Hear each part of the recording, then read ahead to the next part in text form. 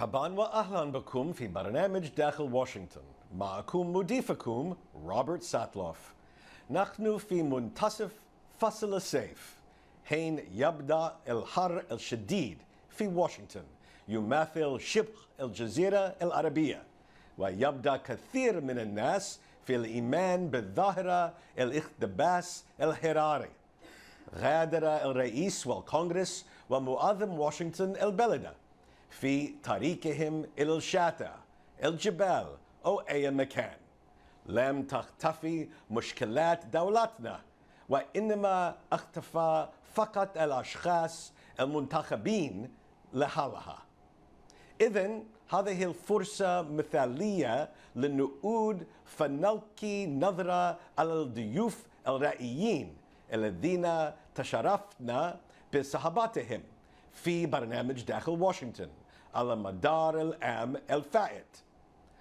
داموا جمهوريين وديمقراطيين، صحفيين وسفراء، مسؤولين حاليين وسابقين من مختلف الفروع التنفيذية والتشريعية للحكومة. وفيما يلي بعض من أهم ما جاء على ألسنتهم. Let me ask you about President Obama's role in the 2014 elections. Is he going to both feet in and working for Democratic candidates, or is he going to be further removed because he's already thinking about other items on the world stage, and he's run his last election? Well, he's further removed in part because the Democrats don't want to stand next to him in a picture. I mean, honestly, it is in many of these races, particularly, as I said, in places like Arkansas and Louisiana, where you're trying to, and even this Kentucky race, where the Democrat has a chance to win, the last thing you want is to have your picture taken smiling and shaking hands with Barack Obama, who's very unpopular in some of these places. So to some degree, the president will stand outside the picture frame and will not be part of the campaign. Now, he will be out raising money. And raising money for Democrats and sending as much money and as much resources as he can. But it may be best for some of the Democrats to not be seen with him. Is there a national political figure in the Democratic Party that almost every Democrat wants to be seen with? Bill Clinton. Still? Still. Bill Clinton is really good at what he does. He is really good at it. He has this weird effect on human beings. He makes them go, wow. And he brings out crowds, and he fires up crowds, and he gets people excited, and he's really good at explaining why the other guys are bad and why our guy is good. And he just has this effect on people. We used to joke that if you wanted to have a really interesting dinner, you would invite Bill Clinton over because it would be fascinating to listen to him talk. And when he left, you would check and count the silverware and make sure he didn't take any, because he's just that good. And is there a similarly popular national figure on the Republican side that candidates all over the country would love to have stand with them on the platform? You know, that's interesting. There's a few. I mean, obviously, I think George W. Bush, his popularity is rising with Republicans, but he's really staying out of politics. There's not a lot of sort of big-name Republicans who unite people as much as Bill Clinton unites the Democrats. Although we were just talking this week about a guy named Darrell Issa, who is a Republican chairman of the committee that is basically responsible for investigating President Obama. He's very popular because everywhere he goes, he doesn't have to argue about whether this is a good policy or that's a good policy. All he has to do is stand up in front of Republicans and say, Barack Obama's done some really bad things. And the Republicans, of course, cheer.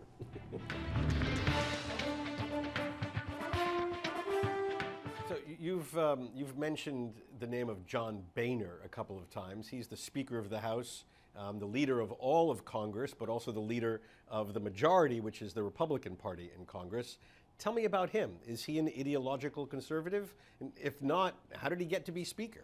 You know, the fascinating thing about John Boehner, which a lot of people don't realize, is that before he became a part of the Republican leadership, and now he is, of course, the Speaker of the House, John Boehner had a very, very conservative voting record while he was in Congress. As a matter of fact, back in the 90s, when Newt Gingrich was the Speaker of the House, Newt Gingrich banished John Boehner to the back bench of the House Republican Conference because John Boehner was too conservative for Newt Gingrich.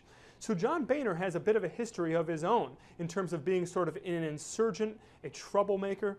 But John Boehner, since becoming Speaker of the House, has tried to navigate a very narrow and tricky path. He, on the one hand, has to try to appease this growing number of conservatives in his conference. He has to make sure that they think he is with them, that he is a conservative at heart, that he wants to chart a political course that is going rightward ideologically and politically. But at the same time, John Boehner understands that as the leader of the House of Representatives, he has a responsibility to govern.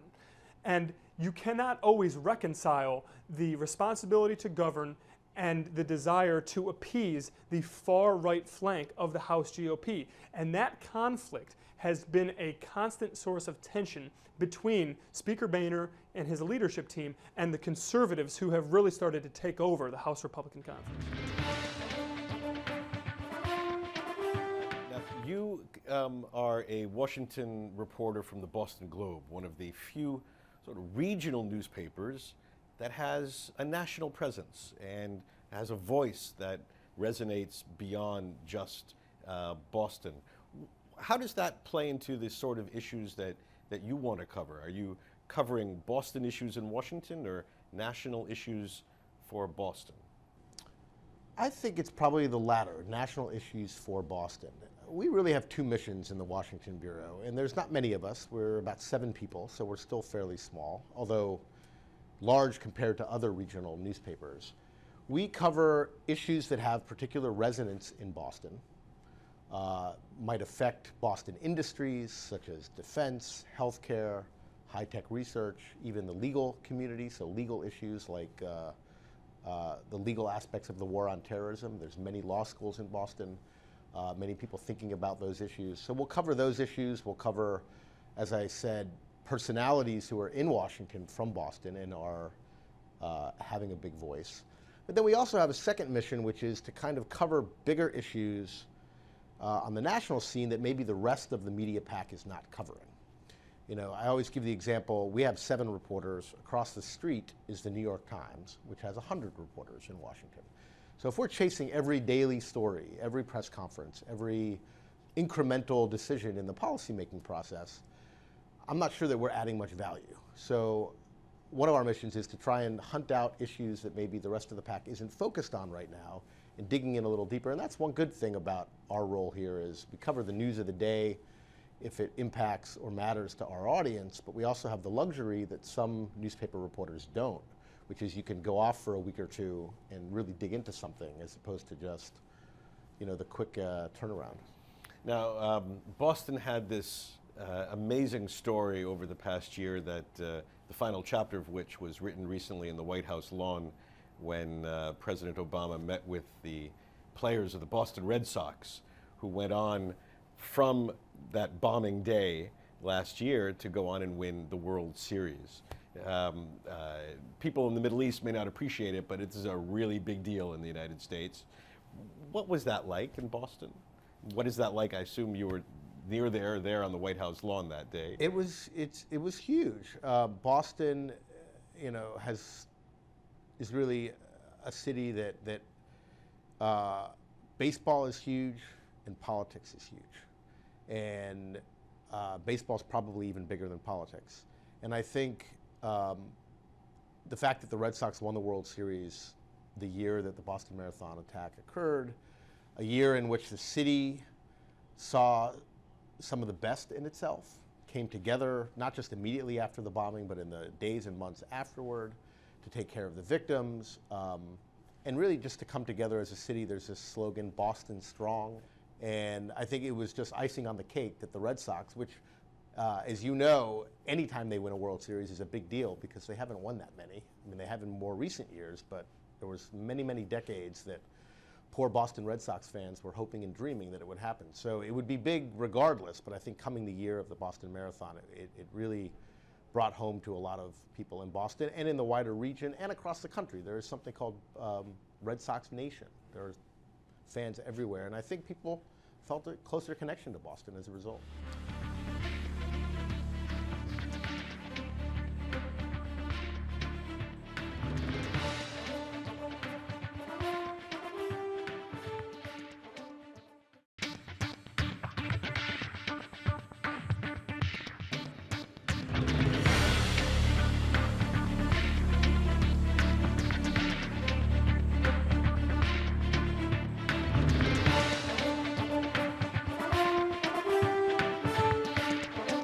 Just ask the basic policy question about use of force, because you were on both sides, in legislative branch for decades, and then in the executive branch as Secretary of Defense.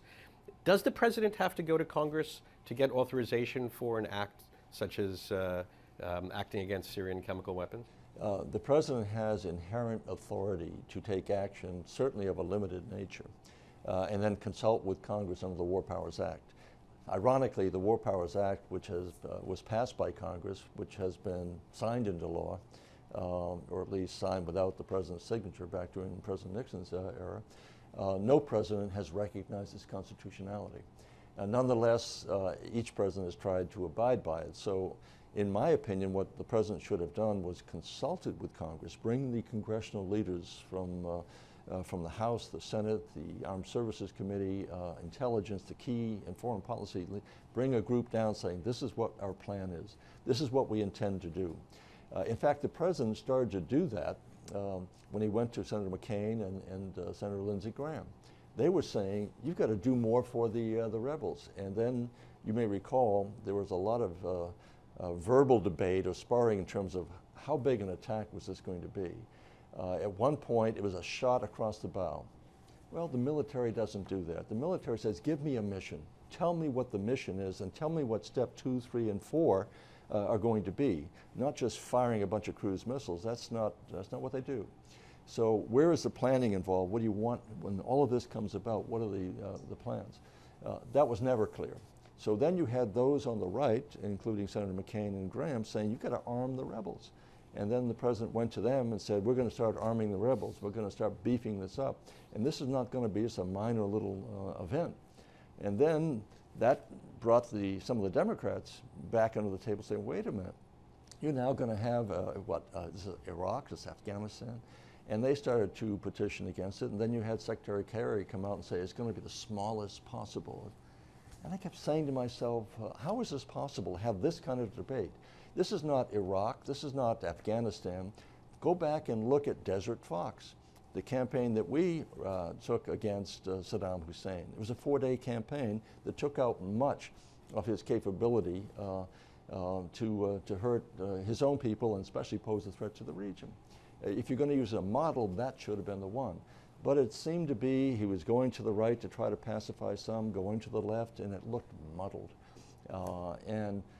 From my perspective, the military action should be the very last that you use, almost under any circumstance. Unless you've got an intelligence nugget that tells you that something terrible is about to happen, you have to take really quick action. You use the military as a last resort. And I think President Obama certainly is there.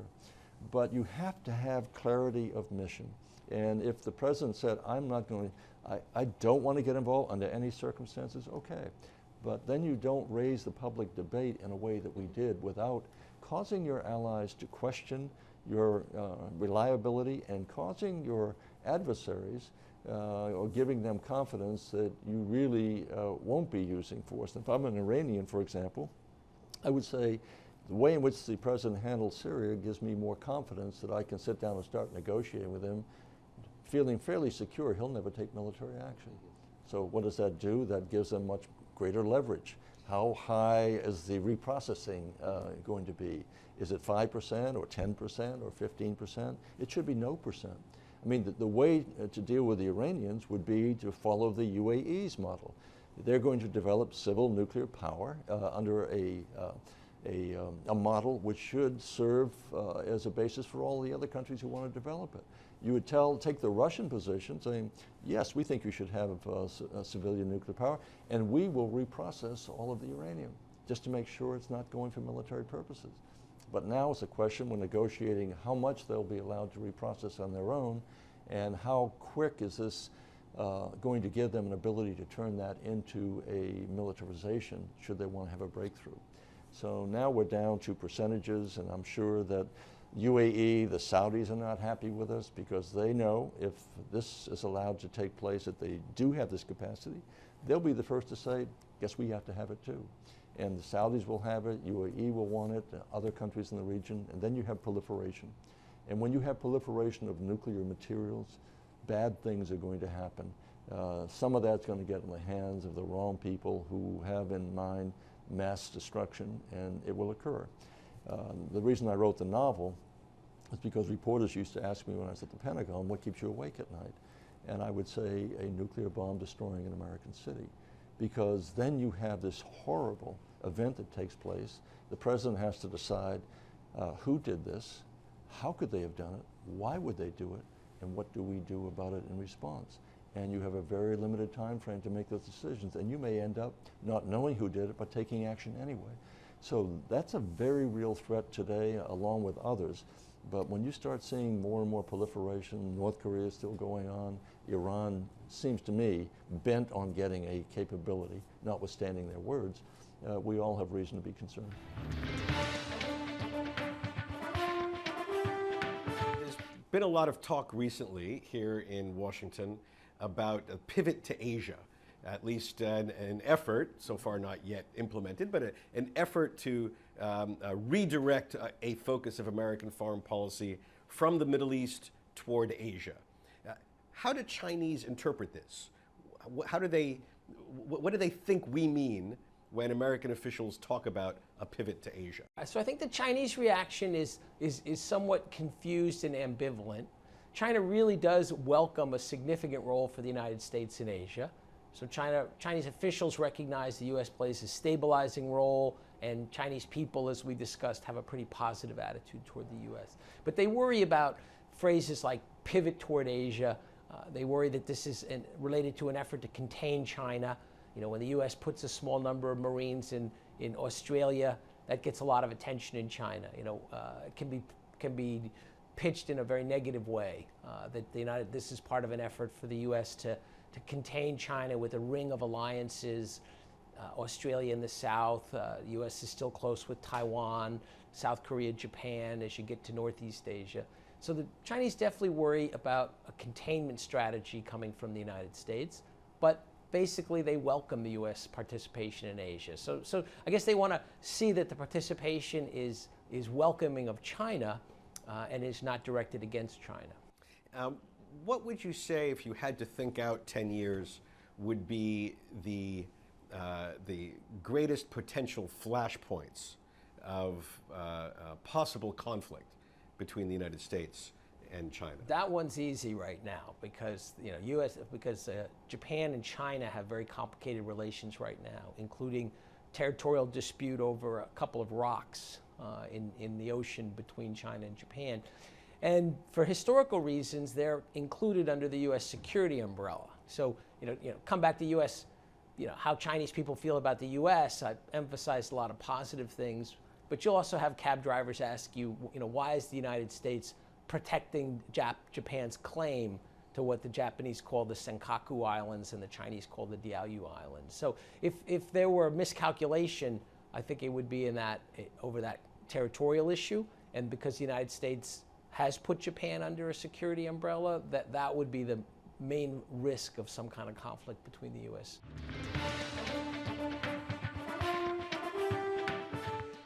Obamacare.